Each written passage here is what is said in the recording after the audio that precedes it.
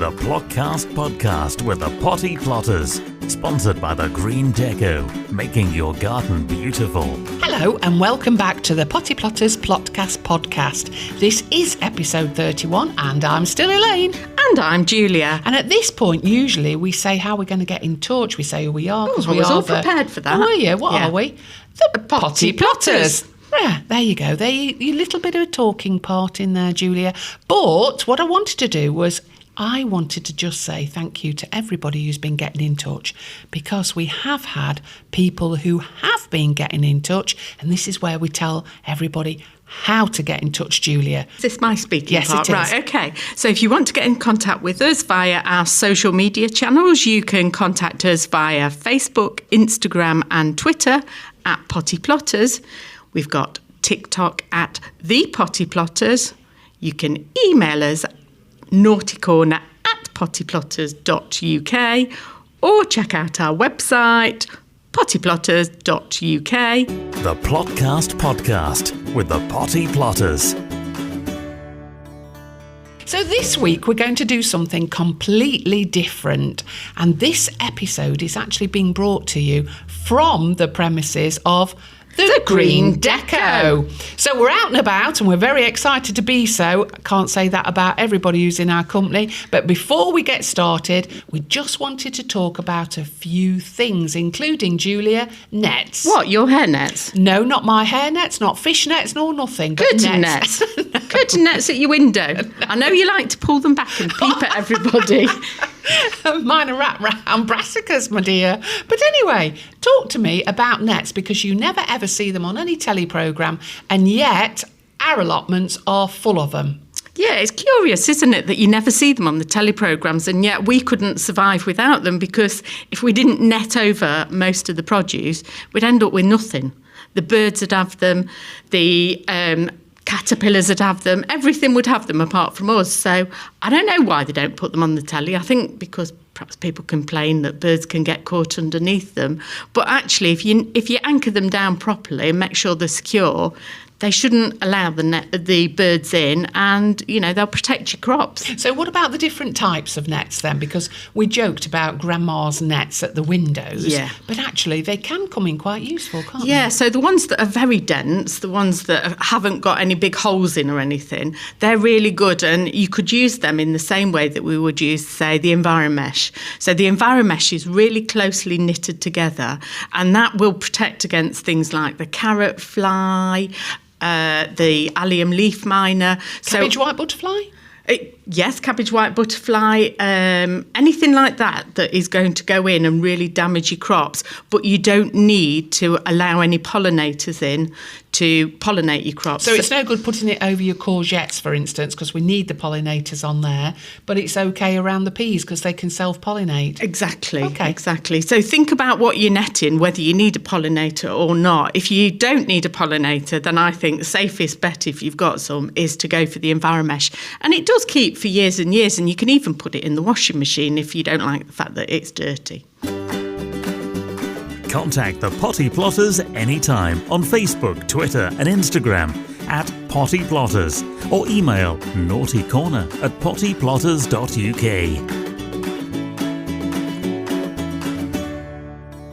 Right, it's also that time of year, Julia, where we are up and down people's drives, whether they like it or not, and people are actually closing their curtains, pretending not to be in, because we are giving things away.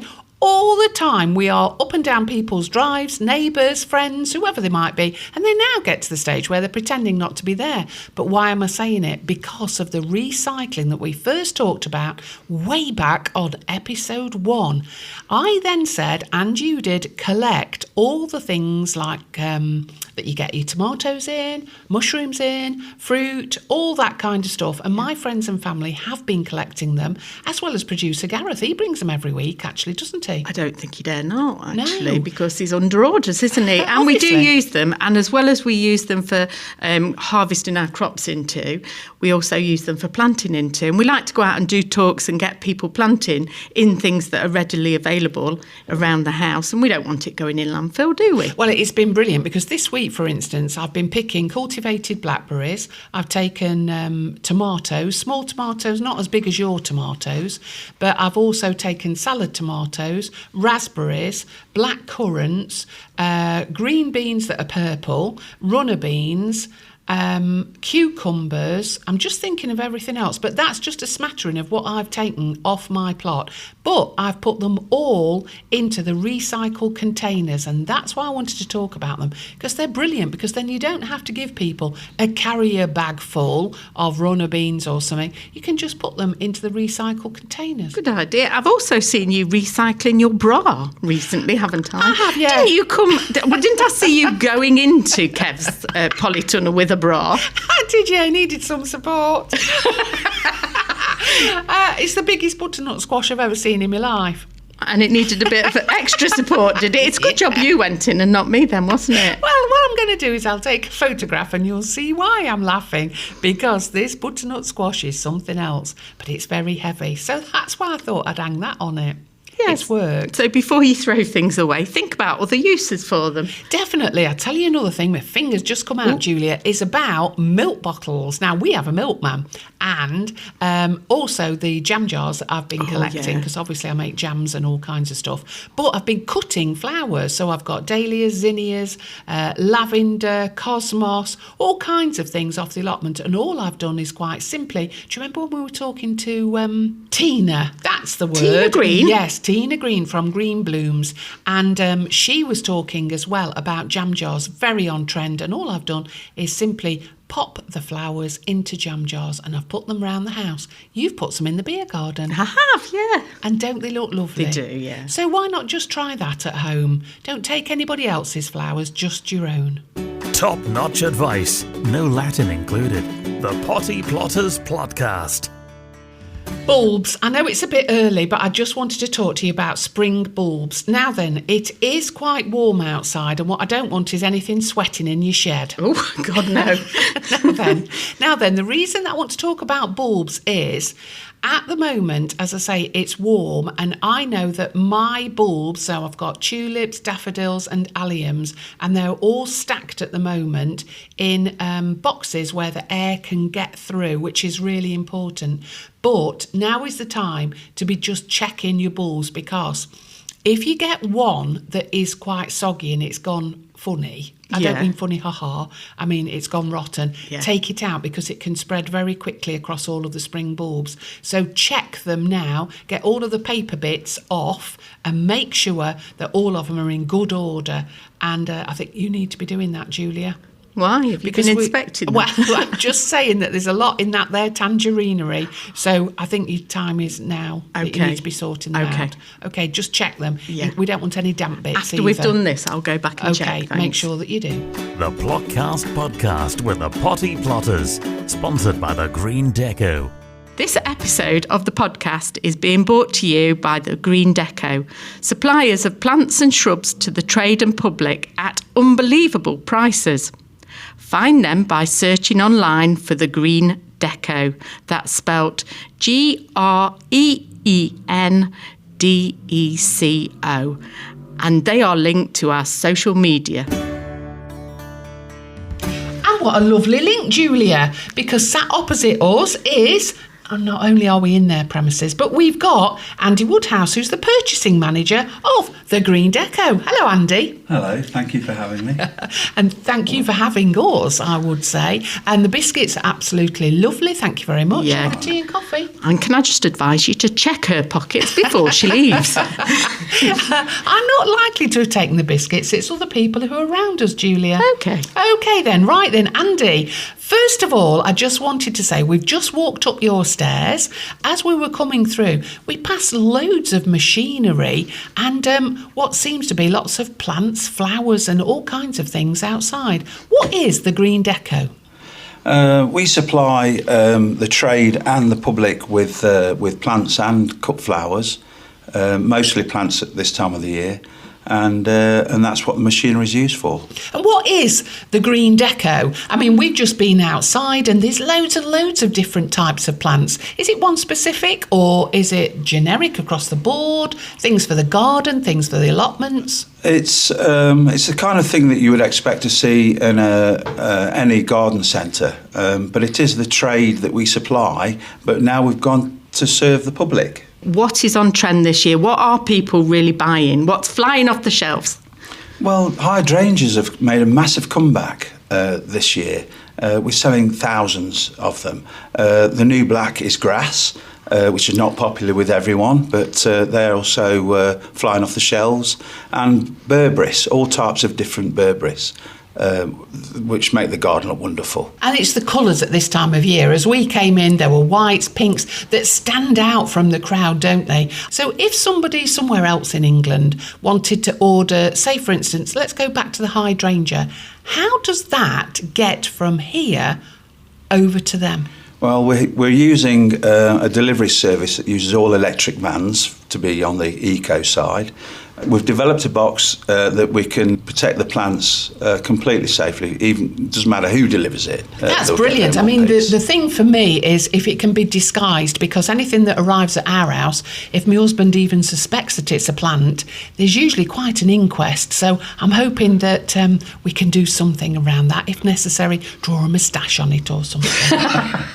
I'm planning this year of rehashing my plot, and what I want to do, Andy, is I want to put more fruit in because I do lots of fruit gins. In fact, I did some last night. I've done cultivated blackberry gin, absolutely beautiful. I've done all summer fruit vodkas and gins, and I also do red currant and blackcurrant gin. Now, ironically, I don't actually drink a lot, but I also make a lot of jam. I know, it takes some convincing.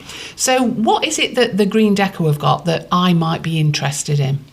Do a massive range of fruit plants, berries, raspberries, blackberries, gooseberries, everything. Do you make gooseberry gin? Gooseberry? Gooseberry? What's a gooseberry? I say gooseberry. Gooseberry. Yes, you can make gooseberry gin, yes. Oh, well. Yeah, obviously. Everything goes into gin, Andy. So, yes, we've got some and wonderful gooseberry plants. jam as well. We've got some wonderful plants in all of that range. When I was little, because I was once, we used to have loads of gooseberries on me dad's garden. He had a huge garden and there were loads and loads of gooseberries, and all I remember is them being very big and hairy and not particularly pleasant to eat. You know, when you were kids and you used to nick them off the plants and then they used to screw your face up, didn't they, because they were so sour and so bitter. Yeah. So what has actually changed from those days? Because we want to get people away from those dreadful memories or nightmares. What is it that now do you think has actually happened with the plants? What's happening? They've managed to breed all the good stuff into a gooseberry. There's red gooseberries and green gooseberries, and they're just generally better quality and very high fruit yield as well. Something you were mentioning earlier was the fact that you've got some blueberries in, so I am chomping at the bit to get out, and that you've got some patio variety blueberries. Do you think that is the way forward now if people are wanting things for the home to grow fruit? Yes, they're very high fruit yield as well, the patio blueberry, and they can be established anywhere in the garden, but they will go in a pot. So, yeah, they're very popular at the moment, they are. To go back to something you mentioned about selling to the trade. Now, when you say the trade, what do you mean? Like the gardeners that will come in and do home gardens? Are those the kind of people you sell? Well, sell we'll sell to nurseries on a large scale, and the general public are welcome to come and have a look at what we've got. So, Andy, we know that people kind of use TV programmes like Gardener's World as inspiration for their gardens. When people see something on Gardener's World, are they then able to just go and buy it, or does it take a while before things reach the market if there's something new on the market? How long would it take? Well, television does have a massive influence on what people, what creates the trends. But it could take up to 3 years for a substantial amount of plants to be developed. So what you see may not be readily available the following day. Which makes sense, doesn't it? Because we go to Chelsea or we go to the big RHS shows, we see it, and of course most of us want it then and there, and it's not going to happen. That's the truth. Yes, it could take 3 months for us to develop a contract, and then we're committed to having those particular plants, and the trend might change within the 3 years. And trends do change. Colours change, don't they? I remember not so long ago where all of the gardens used to be white. We went very white and green, and we've moved back now into full colour, the kind of thing that you'd have painted as a child. No matter what colour, it's got to be there. And then we go perhaps into textures. You know, when we go into textures, and you talked about grasses at the moment being very on trend, it ebbs and flows, doesn't it? Yes, really it does. hard as a butterflies producer. and bees, and there's 1,000 different reasons why people want to change their gardens. It's really difficult to follow that trend. What we should do, Julie, is let her loose anyway. Is we let her loose and let's have a look downstairs as to what is available and what's on trend here. Let's go and have a look. The Plotcast podcast with the Potty Plotters, sponsored by the Green Deco. Right then, Julia, so let's just have a little old look as to some of the plants that we've got in front of us. Now, immediately I can see the gooseberry bush. Now, somebody said once that I was born under one, but it must have been a chuffing big one. That's exactly what I was thinking, and I'm drawn to this grapevine. How about pressing our own grapes this year? Well, you can press whatever you like, my friend. It doesn't really matter. But certainly they have become very popular now, haven't they? Not only for the fruit, but also for the vine within flower arranging. Really? I did not know that. So it's multi-purpose because these are seeded grapes, and I'm not a massive fan of seeded grapes, but then if you're pressing them to make your own wine, that's fine. But if we can use them in the floristry as well, beautiful. That's a winner. So let's move along here, and I'm just looking at some white berries. Now, white berries, when I've made jelly, actually turn pink. Do they? Yeah, honestly. So they, again, look lovely, but do you know how to tell the difference between a red currant and a black currant? I do, actually, because I've been listening to you, and I know what you need to do. You need to rub your finger along the bark, and if it smells of black currant, it's a black currant, but if it doesn't, then we don't know. It's either a white or red currant. So let's do a blind test then, Julia. I'm going to move this plant now towards you. Yeah. It's in a 5-litre pot. It's quite heavy, and it's just recently been watered. So rub your hand across there, and now smell your hand. Yes. Okay, and now what I'm going to do is moving along here, and in front of me I can see another exactly, well, it looks very similar actually, but it's in a same litre pot. It smells like Ribena. And there you go, that is the difference, and you heard it here first. It works. And we've got some olive trees in front of us that have been trained into standards. I feel very Mediterranean while I'm out here, Andy. And will these actually crop proper olives? Yes, they will. Yes, they've got fruit on now. And can they survive the windy conditions that we've been having? Yes, yeah, Mediterranean. It's always windy in the Mediterranean, so yeah, that's fine. Brought you across, ironically, to these trees. Now, I call them Christmas trees. Yes. They look like Christmas trees, but they've got no baubles on them. Not yet, because of course it's not Christmas. But the reason that I'm doing this is simply because I think that this is the bargain time. And if you're thinking ahead for Christmas, why not buy one of these beautiful plants now? There's all kinds of varieties and all kinds of colour. The beauty is that you don't have to put them in the garden, and you don't have to put them in your living room because they're in such ginormous pots. They're in 10-litre pots. Why not just leave them in the pots, and then you can put your baubles on them at Christmas? Yeah, they've got lovely shape to them, and they're very decorative, aren't they? So even if you weren't using them for Christmas, they are lovely to look at. Now, I know Andy was talking about these earlier on, but the berberis that are very popular, and I've already got one in my garden, and they're very good as a kind of deterrent for for anyone trying to break into your house. It's a natural barrier, isn't it? Because it's very, very prickly. But look, you can see all these berries on it. That's perfect for the wildlife. And can the wildlife actually get on there, Julia? Because I can see loads of thorns. Yes, they're much cleverer than we are. Not a bad thing. Beautiful colour though. They are, and don't they look stunning? And they kind of change colour. So they start at this lovely green colour, and then they go through to this like really vibrant, reddy, browny colour, and they're beautiful. So we just walked around the garden centre itself. It's really busy outside, and you might be able to hear the traffic as well, and there's people milling around, and Julia has already... Oh yeah, here we go now. Then what we've got is Andy and Seb, and we're going to see how these actually get from A to B. So you've got a box in front of you, Andy, and it's a very tall box. Oh, now then, we've also got... I mean, we've come in the car, haven't we? So we can take them home, but, you know, just in case we want to sneak them in, we could have them delivered and say someone had bought them for us as a present. That's a really good idea, Julia. So a huge box, it's really tall, about 2 foot tall, and then what we've actually got is the plant that Julia's got her eye on, which is an echinacea. Beauty it is. And all that you're going to do then is fold this piece of cardboard around the plant. That looks very clever, Andy. Yeah. By crikey! Push it then from one end to the other, straight the way down, and there's some little twiddly bits as well that you push in. Breathing holes for them. This secures the pot into the box so that whenever it's thrown about, chucked or flung into a van... Oh, he's turning it upside down and it never fell out or anything. That's dead clever, that is. So. Oh, that's the kind of thing you do with a meringue, isn't it? You turn it upside down over your head, and we could have done that with that plant because it didn't drop out or anything. That's lovely. So. Yeah, that's our own design and development, and this is how we deliver plants all over the country. Hints and tips for shortcuts to success. The Potty Plotters Plotcast. Right, hints and tips then for this week, Julia. Oh, come on, man, you're full of them. I know. Well, I can't help it, and particularly because of where we are today, and you've already mentioned nets. Where do you keep your nets up the plot?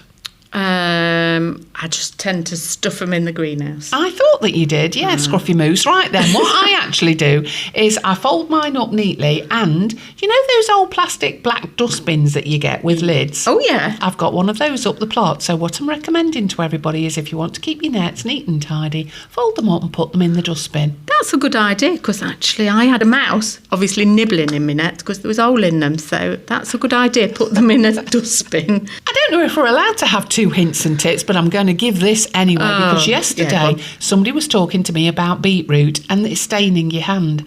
Did you know that if you screw the leaves off the top and you peel the beetroot whilst it's warm, it won't stain your hands? Really? It's true. Thanks again to the Green Deco for sponsoring this episode and for putting up with us today. I'm really sorry if we took too long, but nevertheless, Julia's car is now rammed, so we're both going back to the plots and we're very, very happy. Julia, where can I hide plants when I get home, do you think? Well, I would hide them at the allotment to start off with and then filter them into the house. What, like you do clothes in your wardrobe? Yeah. I've had them for ages. Yeah. All right, then let's have a go. The Plotcast podcast with the Potty Plotters, sponsored by the Green Deco, is an Amberland Media production.